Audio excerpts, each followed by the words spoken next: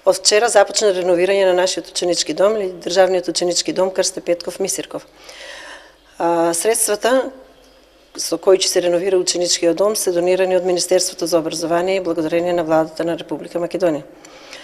Овој тендер го распиша Министерството за образование.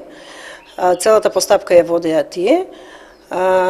Средствата се околу 5 милиони денари, значи 4 и над 4, нема точно заокружено, али се околу 5 милиони денари. Ќе се реновира буквално целиот втори спрат. Тука спаѓа целата столарија, врати и прозорци, подовите, канализација, водовод или со еден збор речено санитарниот јазол. Ќе се реновира електриката. Може да се каже дека ученичкиот дом или вториот кат, каде ќе бидат сместени учениците од 1 септември, ќе биде под прекрасни услови, така да ќе биде целиот реновиран. Мислам дека на 1 септември ќе ги чекаме учениците припремани во комплетно ново руво на ученичкиот дом. Бројот на учениците моментално е 60.